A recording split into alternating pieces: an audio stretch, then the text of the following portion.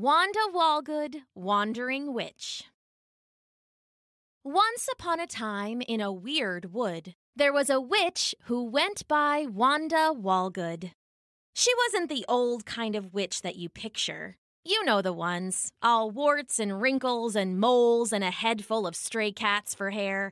No, Wanda was a young witch, with just the standard amount of warts and wrinkles and moles, though her hair was rather mousy and a stray cat probably did get more brushing.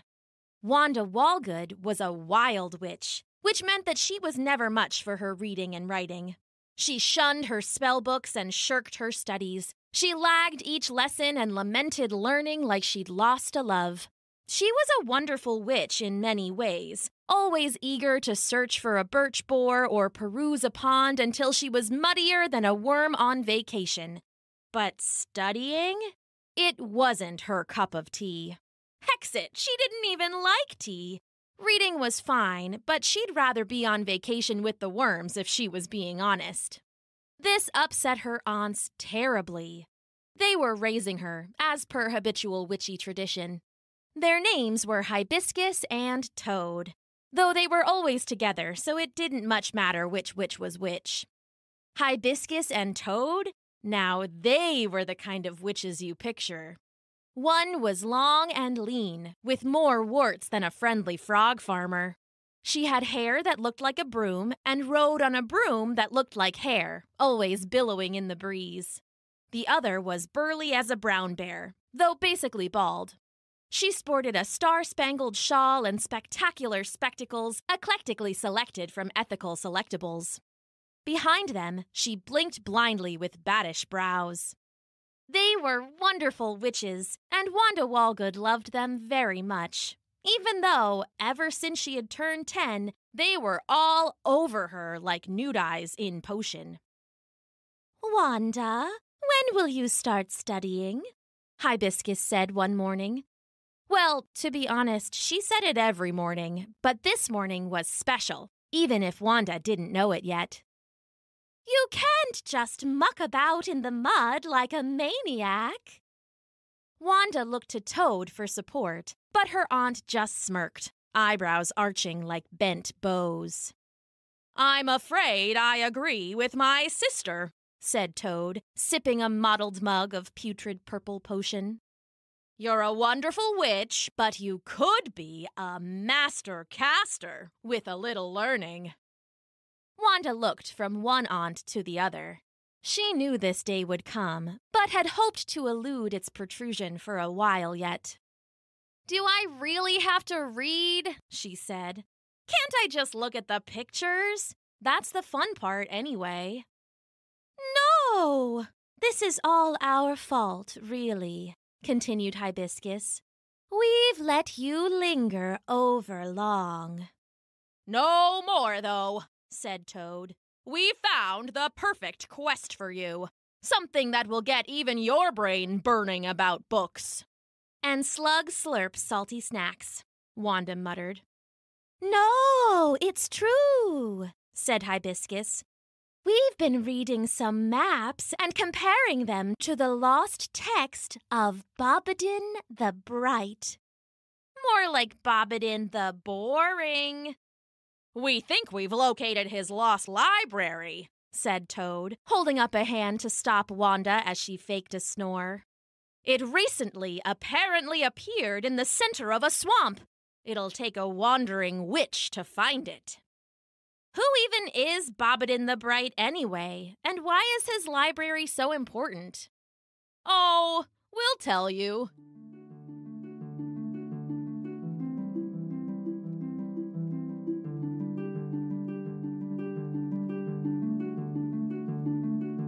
Once upon a time long in the past, not last age, but the age before the last, there was a wizard named Bobbadin. He loved to read books, so he collected them. His library always had a light, so they called him Bobbadin the Bright. Bobbedin, oh Bobbedin, the bright. He had a tower all to himself, hidden away with magic spells that protected him from sight. He gathered books from every elf, alphabetized them on his shelf. Many were rare and hard to come by. He was always up reading late into the night. That was Bobbedin the bright. Bobbedin, oh Bobbedin, the bright. Bobbedin, oh Bobbedin, the bright.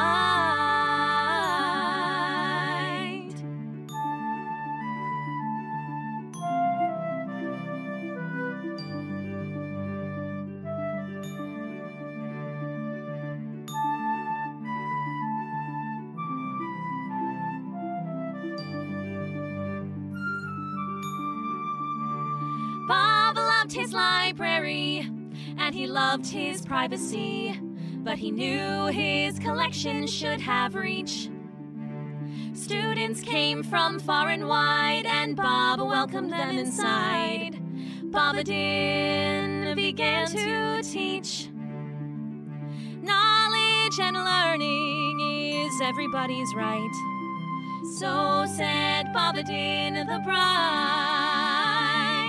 Bobbedin, oh Bobbedin, the bright.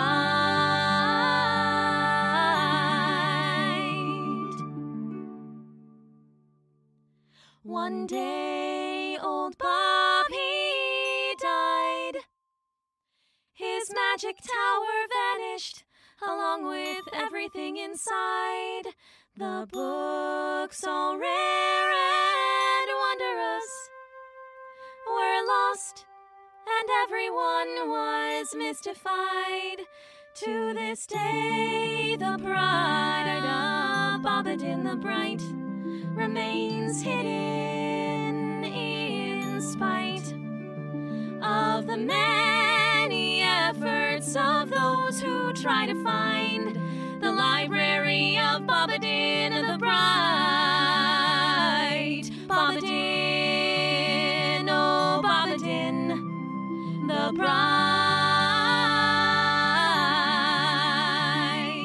Bobbedin, oh Bobbedin, the bright.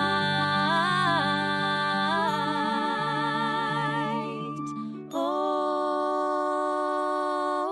Bobbedin, the bright.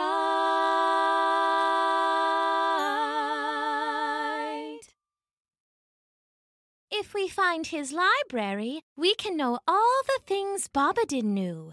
And he knew a lot. And knowledge is powerful, so it's important that we get to it before someone with more nefarious intentions. Wanda was wide awake now. She whirled out her wooden wand and shot sparks into the sky. And I can really go? You can really go, said Hibiscus. But, she held up a finger, but only if you bring the books back here and read your favorite 5. Wait, 5 whole books? Wanda wailed. That's the deal. You can go on the quest, but you have to do the rest. Wanda thought it over. 5 books was more than she'd read all year. But a quest? An abandoned wizard's library in the middle of a swamp? She couldn't miss that. Not even if she had to read 100 books. When she thought of it like that, her favorite 5 felt a bit like a bargain. Okay, we have a deal. Excellent, cheered Toad. I'll get you the map. And I'll pack you a lunch, said Hibiscus. Now, where did I leave the peanut bitter butter and the smelly jelly? Don't forget the flaky fluff, Wanda called after her, running to her room to don her belongings. By early afternoon, Wanda Walgood was ready to be a wandering witch. She had on her ratty robes and a haunted hat that she had always in all ways loved. It looked a little lumpy, but then again so did her aunts, and she loved them too. "All ready?" asked Hibiscus. "Ready," said Wanda, standing aside her broom. "You have your wand?" Toad asked. "I've got it, Auntie," Wanda said, already itching to get witching. "And you have the handy haversack?" Hibiscus asked. "I've got it, Auntie," Wanda said, already dying to get flying. "And you'll get all the books and come right back." "I've got it, Auntie," she said. "I'll be back soon with the library." "Lots of luck," her aunts called together as she soared into the sky on her bounding broom. "Think she'll run into any trouble?" asked Hibiscus. "She'll be safe, sister," Toad replied. "She's a wonderful wild witch." "Just like her aunties," said Hibiscus. "Just like her aunties," agreed Toad. Wanda Walgood arced through the air, tearing over trees and looping over ledges, pausing only to peruse the magical map her aunties had given her. It showed the castle as a glowing X, showed herself as a waving W, and the way in between glistened, a gossamer guideline. Flying wildly, it was only a few hours later that Wanda Walgood spotted the stinking swamp and the tall, teetering tower hidden in the middle. It was all plain stone, but Wanda saw the telltale signs of glowing glyphs, and through a window she saw it was brimming with books. "There it is," she said to herself. "The Library of Weldin the Bright. Now to bring back the books." She swooped in close on her broom and suddenly slammed into something. She lurched forward with an oof and then rocked backwards, nearly falling off her broom. "What in the weird?" she said, looking about. Finally, she saw it. A shimmering bubble in the air around the tower, barely visible. She recognized it as a magical shield spell, but who had cast it? Wanda looked up and down and around, but there was no one to be seen. Shrugging, she pulled out her wand and pointed it at the bubble. "Wrapped around and over top. Bubble, I command you, pop!" A bright pink spray of magic needles hit the bubble, but they bounced off and turned to smoke in the air. As they drifted away in the breeze, Wanda heard a deep, wicked laugh. The tower's door opened, and a wizard in robes of iridescent black drifted out. Still laughing, he conjured a golden throne and sat down, letting it lift him into the air. Soon, he was level with Wanda, the bubble beaming between them. "Why are you laughing? Is this your shield?" snapped Wanda. "Who are you?" "I am Archon the Arcane. I am the dread lord of the dead ford, the red mage and the black sage, the fist of Thromyre born from the fire, the bloody caster and the study master, the lizard wizard?" "Excuse me?" said Archon the Arcane, lips curling. "The weird mad dude with the real bad tude." "You dare!" "The guy so boring you'll die snoring." "You rude little witch!" Archon snapped. "I've had enough of you. You're too late. The library is mine, and as you see, I've protected it with a shield.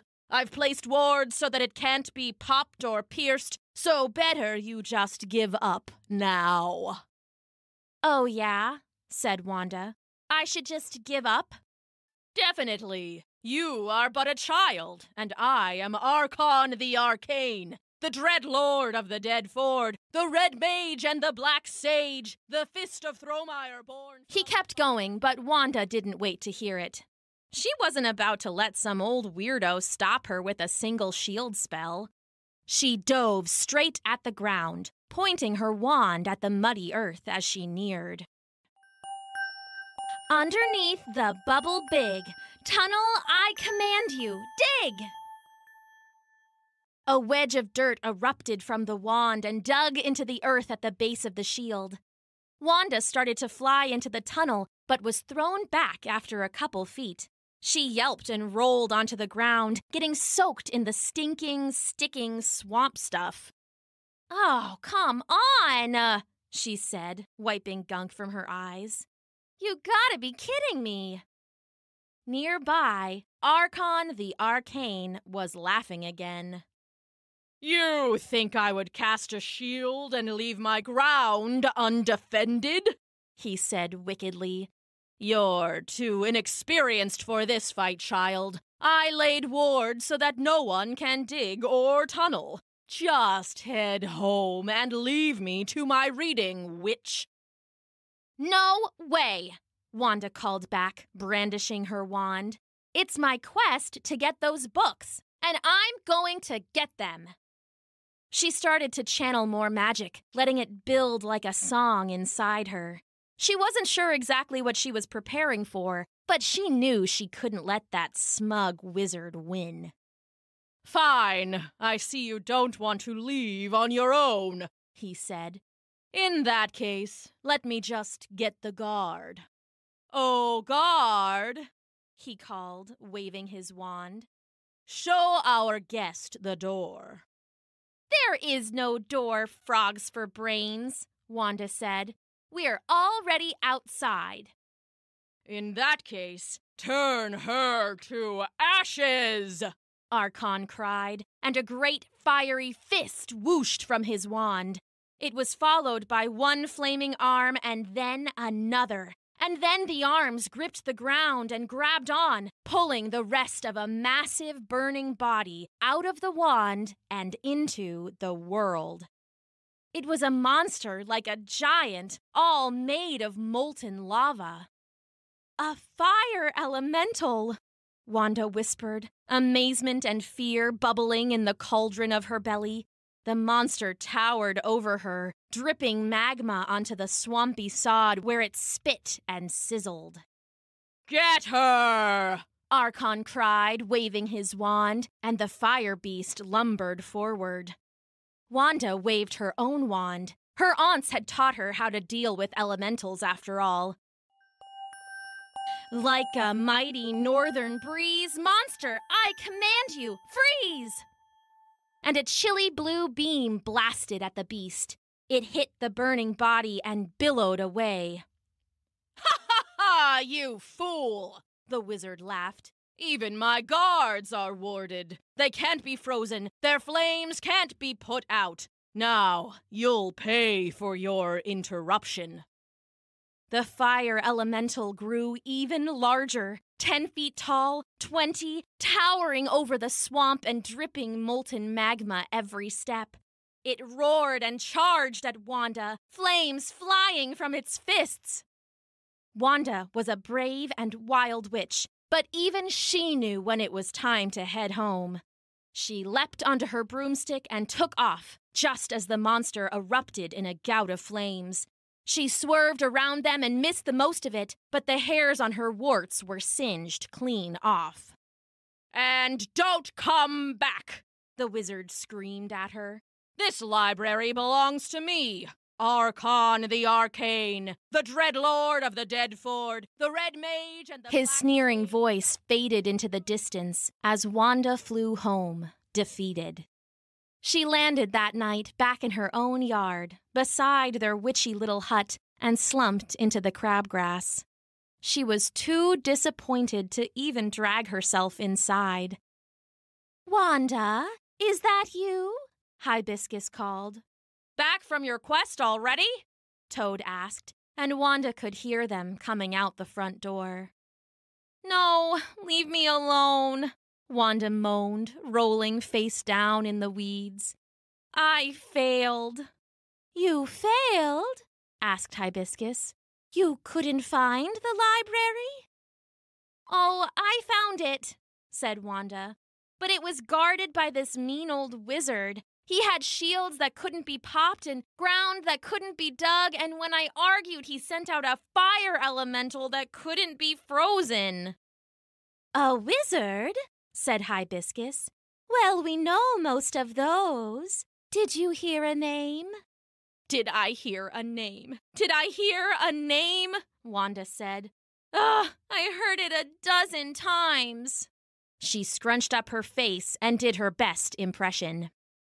I am Archon the Arcane. I am the Dread Lord of the Dead Ford, the Red Mage and the Black Sage. The fist of Thromyre, born from the fire, her aunts finished with her. Oh, we know Archon the Arcane, said Toad. He's been an old blowhard for 100 years. What was he before that? Wanda asked. A young blowhard, said Hibiscus, and they snorted laughter. He's a nasty bit of work, said Toad. But this is why you should have paid more attention to your reading. Wanda sat up, rolling her eyes. How is reading going to help against an old wizard? Her aunts helped her up and guided her inside. They pushed her into a chair and began to clean the filth from her face and the crud from her clothes and the muck from her moles. Words have power, said Hibiscus, especially if one wants to be a wonderful witch or wizard. I know the words, said Wanda. I tried to pop the bubble, but he thought of that, and piercing, too. Ah, but did you try anything else? Any other synonyms? Synonyms? What even are those?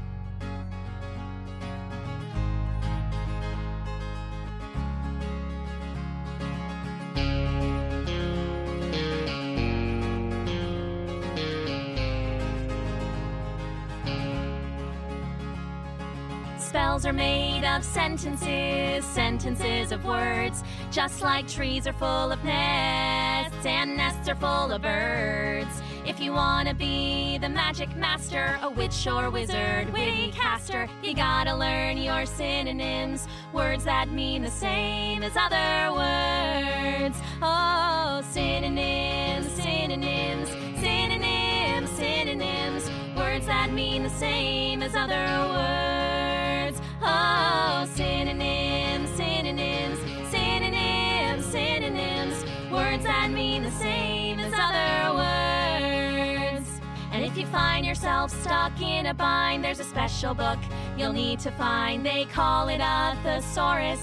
There are synonyms, synonyms inside. Oh, synonyms, synonyms, synonyms, synonyms, words that mean the same as other words. Oh, synonyms, synonyms, synonyms, synonyms, words that mean the same as other words.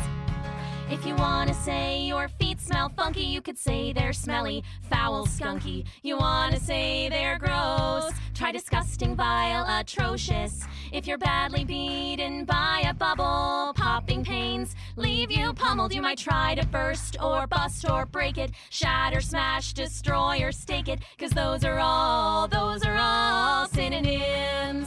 Oh, synonyms, synonyms, synonyms, synonyms, words that mean the same as other words. Oh, synonyms, synonyms, synonyms, synonyms, words that mean the same, words that mean the same, words that mean the same as other words.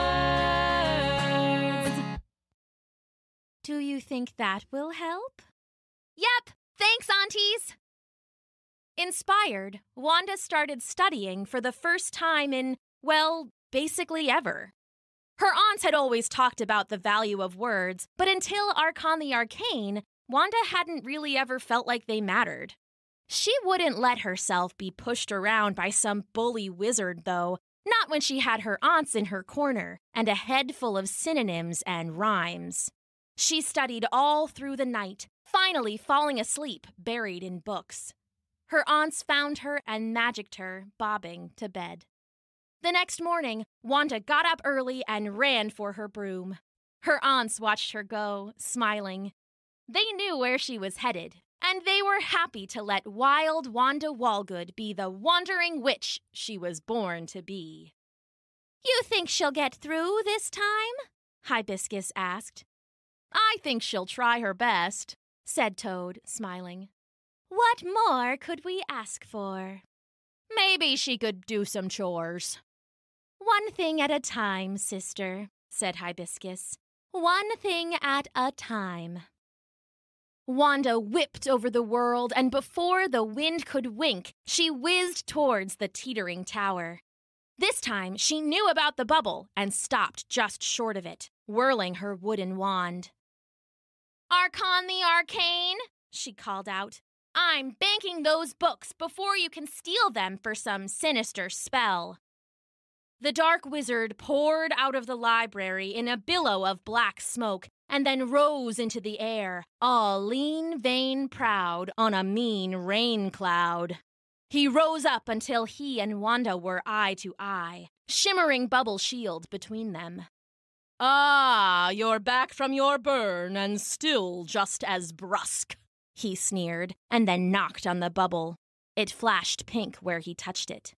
"You know it can't be popped or pierced, so why even bother?" Wanda smiled, wand at the ready. "Sure it can't be popped, but what about broken and busted? Maybe it can't be pierced, but what about punctured or perforated? Did you think of all those, wizard?" Archon the Arcane snarled. "You wouldn't dare," he said. "I am Archon the Arcane. I am the dread lord of the dead ford, the red mage and the black sage, the fist of Thromyre born from the fire, the bloody caster and the study master." "You may be arcane, but I see your blunder. Bubble, I command you, sunder!" A lance of white like a bright night cracked from the witch's wand. It shot like a star through the sky and bore through the bubble. For a moment, nothing happened, and then it crashed like glass, raining glowing glitter that was whipped away by the wind. The shield was down! Wanda cheered and flew forward. "No, no, no!" roared Archon the Arcane. He brandished his wizard's wand and pushed Wanda back with a gust of foul-smelling wind. "You will not fly to the tower!" "Fine by me," she said back. "I'd be just as happy getting there underground." "Bah! You cannot dig! You cannot tunnel!" "But I can bore and burrow. I can drill and delve." Wanda smiled, a spell already shining. "You think your shields are so great. Earth, I command you, excavate!"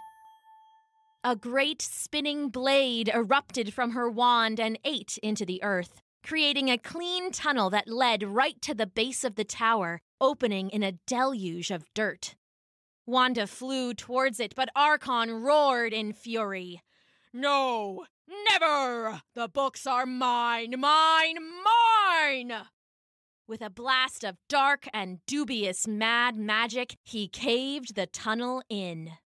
"You want to break my spells? You want to challenge Archon the Arcane, the dread lord of the dead ford, the red mage and the black sage, the fist of Thromyre born from a fire, the bloody caster—" As he screamed, the fire elemental flared to life at the end of his wand, once more pulling its big burning body behind it. "If you want to face me, you'll burn!" Wanda landed on the ground in front of the beast, kicking her broom to one side and drawing her wand. "I'm not afraid of you this time, wizard," she said, wand happy humming in her hand. "You should be afraid, you little witch," he said, sinking to the swamp. All the magic seemed to have broken his breath, and he was panting profusely. "This fire can't be frozen or frosted. It can't be put out or snuffed." The monster roared and stomped forward, its massive fiery feet leaving molten magma marks in the mud. It raised its limbs of lava, dripping fierce furnace fire. Wanda Walgood stood strong before it, raising her wand with a smile. You may be arcane, but I'm a linguist. Fire! I command extinguish! A spray of white fog belched from the wand and surrounded the elemental. The fiery foe fell and faded, soon nothing more than an ashy lump on a swampy stump.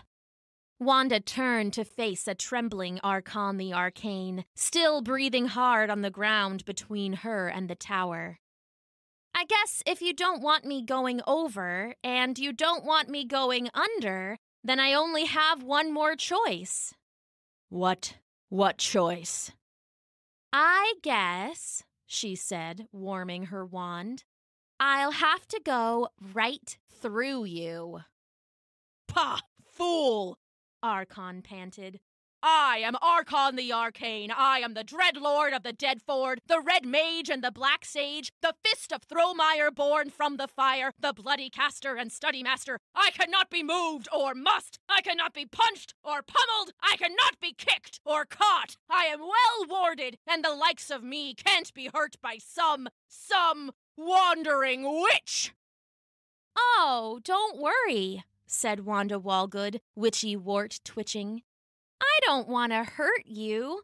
I just want to sing you a lullaby. Oh, wait. A what? Archon Arcane, your hate runs deep, but sweet dreams, I command you, sleep. A soothing breeze billowed from Wanda's wand, snuggling around the wizard like a cozy blanket. You...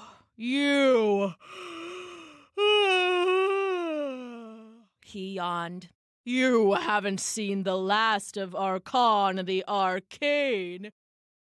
Wanda Walgood, wandering witch, watched the wizard winking. Anytime you want to try me, buddy, she said, stepping over his now snoring body. Anytime at all.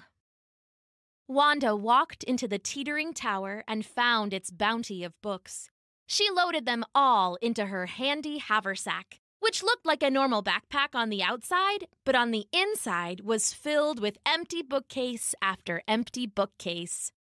Some of the books were magic. Some were simply old, but each one held treasure troves of new words, and Wanda couldn't wait to learn them all. Quest completed, Wanda Walgood, wandering witch, headed home. She left Archon the Arcane sleeping there in the swamp.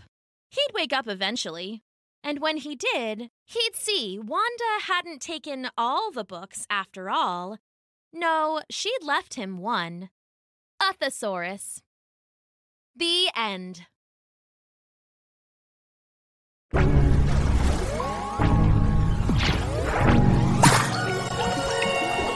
Thanks for listening!